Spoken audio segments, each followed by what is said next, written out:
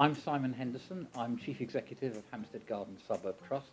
Hampstead Garden Suburbs got to start with a woman, a very, very remarkable woman called Henrietta Barnet, Mrs. Barnet.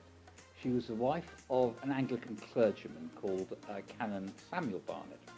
And they had a church in the East End of London at Whitechapel in the 1880s, the poorest bit of East London. And they saw a lot of poverty there. And Henrietta Barnet was influenced by some other very powerful people who were interested in social reform. And so they set up an institution called Toynbee Hall in the East End, which was where wealthy young men usually could come and see how the conditions of the East End were and help out and basically learn about poverty, because she saw there was a real gap between rich and poor. The rich didn't understand the poor. So they had a weekend cottage on Hampstead Heath, and they used to bring some of the poorest inhabitants of Whitechapel there as a sort of weekend retreat, really.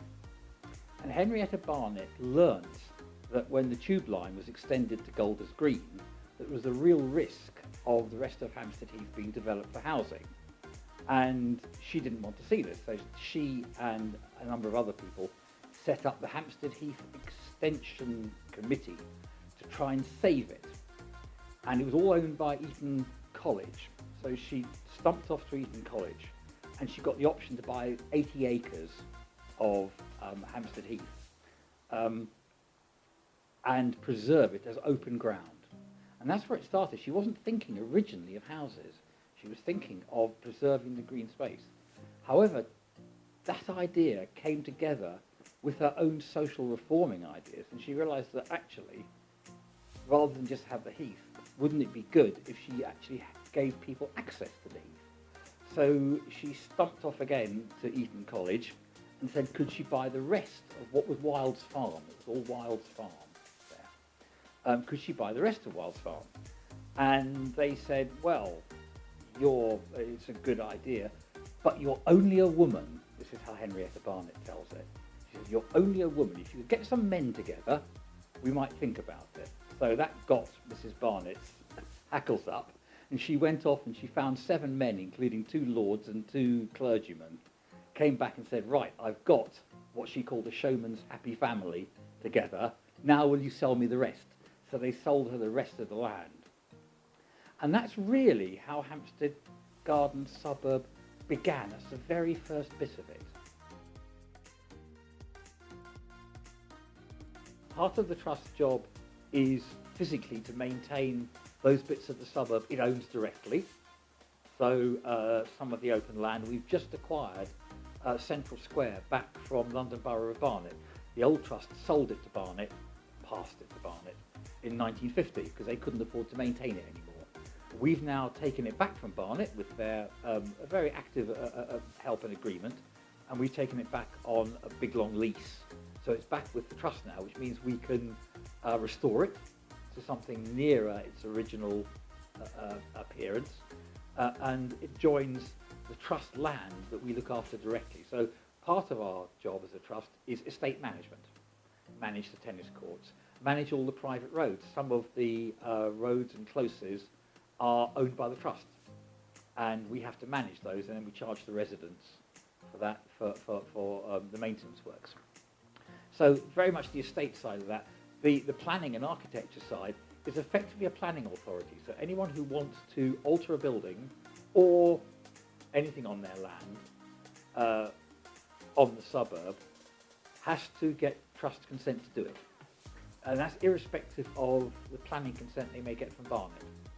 So Barnet look at things under the Town and Country Planning Act. The trusts look at applications under our own rules, which are a thing called the Scheme of Management.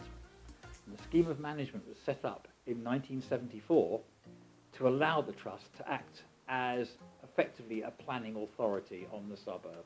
And it means that anybody who wants to alter the outside of their houses or the curtilage of their house has to get our permission. So it works like a planning authority. People submit their applications, our Board of Trustees consider them, and we grant consent or not. That's the planning side. The admin side, I would prefer to call it business management side, because it's managing the business of the trust. It's quite complicated for a small organisation with an income of about £1.5 million a year.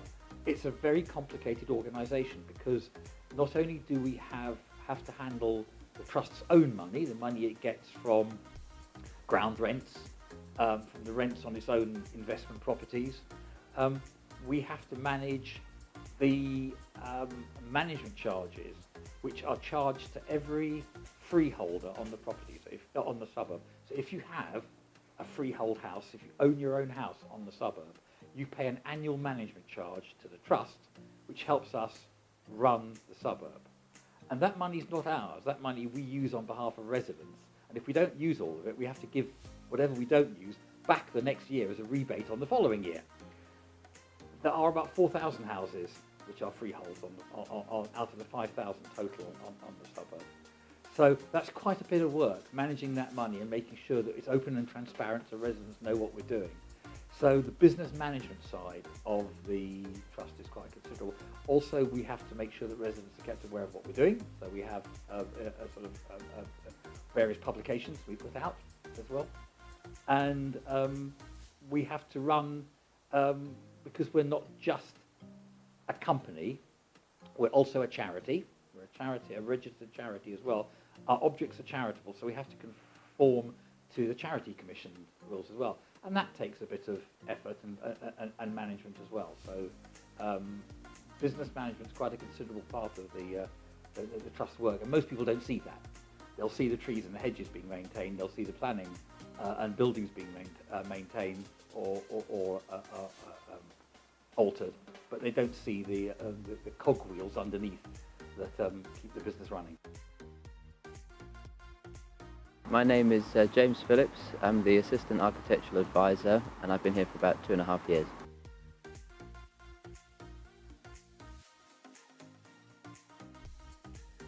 I think it's fair to say the Hampstead Garden Suburb is very significant when it comes to 20th century architecture and town planning. Nicholas Pevsner, who's a quite eminent architectural historian, describes it as the most nearly perfect example of a garden suburb. I think what makes it special is the way it was designed. Raymond Unwin and later John Soutar were responsible for the design of the suburb, and they were very careful to ensure that each part contributed to the whole. So that means that many individual houses are quite understated, but together they form groups of houses which are very picturesque. There was careful attention paid to the views in between and across groups of houses, which make it a very beautiful place and a good place to live as well. So I think that's been quite influential on a lot of subsequent architects and planners.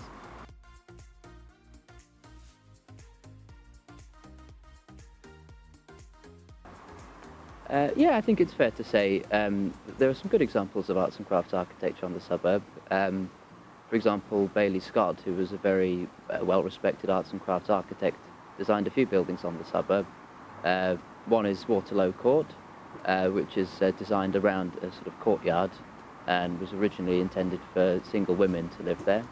Another is a group of houses on the corner of Hampstead Way and Mead Way. It's often known as Bailey Scott Corner because they're such an eye-catching group. But I think what surprises a lot of visitors to the suburb is the variety of different architecture here.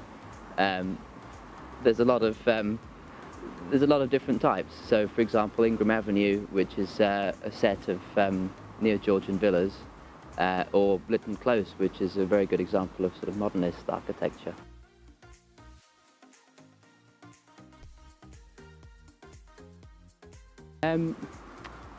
I think probably one of the best lessons that you could learn from the Hampstead Garden Suburb is the importance of greenery and landscaping. When you walk along the lanes and the little hidden pathways of the suburb, you realise how important the green spaces are, and that might be just a little green on the corner of a street, or an allotment, or bits of preserved ancient woodland, or the expanses of Hampstead Heath extension. And I think the lesson to take away would be just how well integrated the buildings are in the landscape.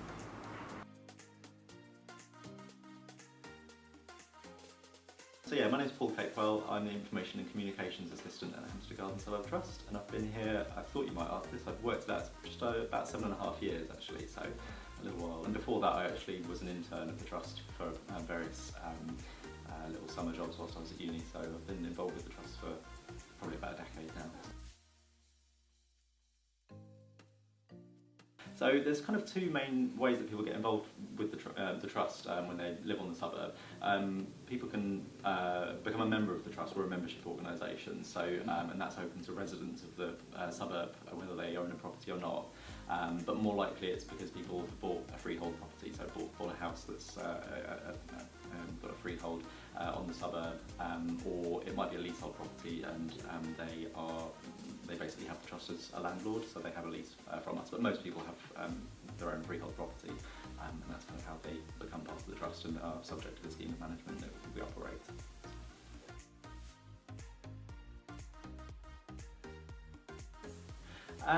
In some ways, not very much, and in other ways, in quite a few ways. I mean, the very earliest homes that were built in the Artisans Quarter, a lot of them were made available for an affordable weekly rent, so that they were available to working people and retired people, and also to single women who might not be able to sort of have their own place elsewhere. But Henrietta Barnett's intention was always to have a mixture of social classes on the suburb. So homes for the more middle class were built sort of as the suburb expanded, and as the years went on, she was a big believer in something she called the contagion of refinement, where you could kind of mix with your other social classes and kind of learn from them and work together, and so she was very keen on having places for those people to mix and enjoy playing tennis with each other, or croquet, or going to classes together, and spending spare time with each other. And then later on, as people were able to buy their own freehold from sort of late 60s onwards, I guess it's become a more kind of individual home ownership, so people have more of an individual take on their own sort of house that they own, and the things they might want to do with it. So perhaps that's changed, but all the kind of social activities that were around at the start of the suburb, when it was first established, like the tennis courts and the kind of horticultural society and all these kind of things, they're still there, and a lot of the residents still take part in all of that. So yeah, in some ways things never change, but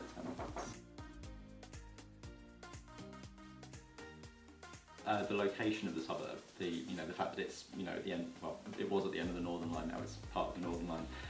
It's very accessible to London, obviously by road as well. So it's a useful place to be. It's obviously in quite nice surroundings. You're next to the Hampstead Heath, and there's lovely ancient woodland around. So it's a kind of a nice kind of sweet spot of feeling like it's in the countryside, but being very close to London. And I think the suburb itself has a slight draw to people that perhaps don't want the biggest, blingiest mansion. They might want a more sort of modest, kind of still beautiful and still some of them very large home, but it's not quite the same level as kind of bigger homes you might see on sort of other parts going towards Highgate and Hampstead and that sort of way. So it's a kind of, again, it's a sweet spot that kind of appeals to a certain type of person. So.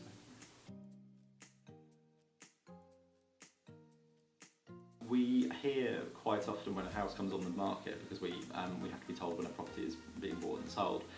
We'll quite often hear that it's been in the same family for 50 years or possibly more, and actually in some cases it's been in the same family just a couple of generations since the very start. So you will hear occasionally that a property has kind of been one person's grandparents, then their parents, and now them. There was a property that I think it's on the market at the moment that was built in the late 50s, and that's been owned by one person the whole time. So there are examples of people living on the suburb for certainly for that period. I think there are two competing tensions. There is the aims of the Hampstead Garden Suburbs Trust, as set out in our Articles of Association, to preserve and maintain the character and amenities of the suburb. In other words, keep it looking the way it is. And there is the need to accommodate change over time. I've already mentioned cars and television aerials. They're things that were never there. None of the photographs you'll see of the early suburb show cars or anything. The streets are clear. The hedges are all 3'6". It's a different landscape. 110 years later, The landscape itself has changed. So the character of the suburb evolves over time. New things are coming. Climate change. Will we have to look at more drought-resistant varieties of trees, for example? Many of the oak trees on the suburb, which were carefully kept by Raymond Unwin when he laid out the original plan, are now 120 years older than when he saw them. And they were probably already 200 years old when he saw them for the first time. So how long are they going to last? Will we need to replace them? How are we going to accommodate electric vehicles, particularly in houses that don't have driveways, where you can't put a car, you can't plug your car into your front wall? How are we going to accommodate increased requirements for house insulation in buildings which are architecturally significant? All those questions, we've just published a new guidance on energy conservation, which we hope will help. But all those questions face any owners or managers of historic buildings. And the suburb is effectively a collection of historic buildings. It's buildings, many of them are Grade 2 listed. The two central churches, St Jude's and the Free Church, are internationally famous examples of Sir Edwin Lutyens' designs, his biggest church that he did. So you can't just go slapping external insulation on all of them. So how do we do that whilst keeping the unique character of the suburb, I think is a question that we're going to have to address. What I would hope, though, is that however we address it, the suburb in 100 years' time looks still much as it does now, and still has that same function of providing housing in the middle of the city that feels like it's in the middle of the country. And that's why people are attracted to it. The countryside in the city.